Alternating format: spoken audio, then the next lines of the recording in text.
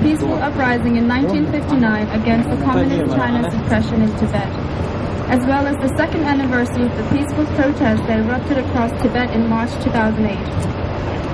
And their aspirations, I invite Tibetan officials serving in various Tibetan autonomous areas to visit Tibetan communities living in the free world, either officially or in private capacity, to observe the situation for themselves.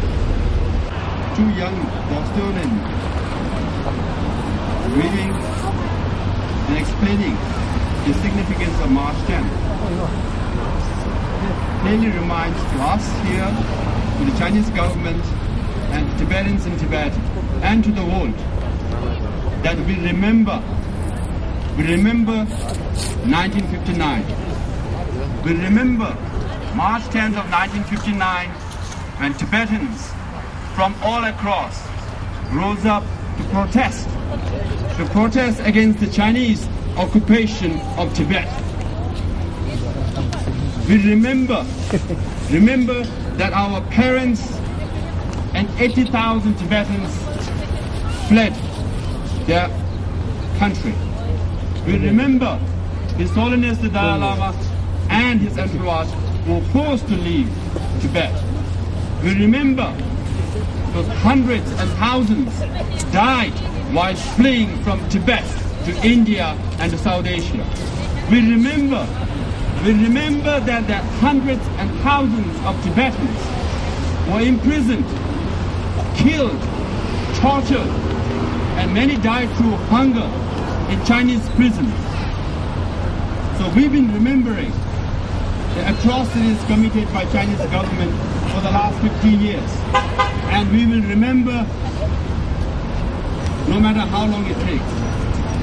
And we are here, as you can see, a grandmother on a wheelchair, a young toddler, and kids in front. Everybody here are to remember that Tibet belongs to Tibetan people.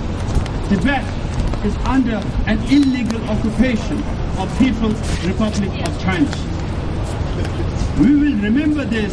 Why? Because many Tibetans who fled Tibet in 1959 are here with us. They are witness to injustices that took place in Tibet. There are many Tibetans who fled Tibet in 80s and 90s to tell us that yes, Tibet belongs to Tibetan people. What's going inside Tibet is unjust and unacceptable. And Tibetans in Boston have made it very clear, not just today, but for the last 2 years, that we will remember Tibetans in Tibet. We will remember the 2008 uprising in Tibet. We will remember all the monks and nuns, women and farmers, young and old, who died, who were killed, who are still in prison. We will remember them. And to remember that, we've been having a candlelight vigil since 2008 to 2010, every Wednesday from 6 to 8 p.m. Because we will not forget our brothers, our sisters, our uncle, our aunt, our grandparents in Tibet. Because their blood is our blood. Their cause is our cause. Their freedom is our freedom. Hence their torture. Also, even though we cannot suffer the same, we have to remember they are being tortured. They're being imprisoned. If it takes another 50 years, I think the young leaders in Boston have made it very clear, and Tibetans all over the world today is making very clear that we will remember that Tibet is ours.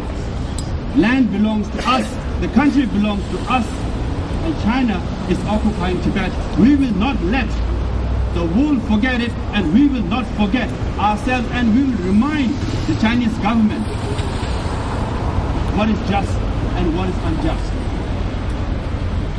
And as Tibetans here in America, we also have a message to President Obama. We also want him to remember the African American who fought the civil rights movement, who walked from Selma to Montgomery, from Alabama to Mississippi, when African Americans were fighting for the civil rights, the right to vote. We want him to remember, because why? He is a beneficiary of the Civil Rights Act passed in 1965. Once African Americans were allowed to vote, through that, African Americans were empowered, and 43 years later, we have a president, President Barack Obama, who is an African American, a black person, a president of a white majority America. We want him to remember, why? Because Tibetans are walking the same way the African Americans walk from Alabama to Mississippi. Tibetans are fighting the same civil rights movement that the African Americans fought against white majority. And he's the beneficiary now. He's the beneficiary because of which he is the president of America. And we want him to remember civil rights. We want him to remember human rights for Tibetan people. Because our fight is the same. They prevailed. We want him to remember us and help us prevail in our fight for freedom. Till then, Tibetans will remember that Tibet is ours. Tibet inside Tibet is our family. Till then, we will not let world forget, and we will not forget ourselves. Till then, we will remember. And remember, world is at times unfair, but more often than not, it tilts towards justice. So we should remember that freedom always prevails, and freedom for Tibet will happen. Thank you.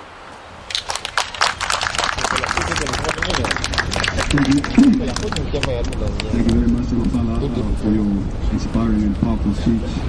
And as you rightly said, we must remember and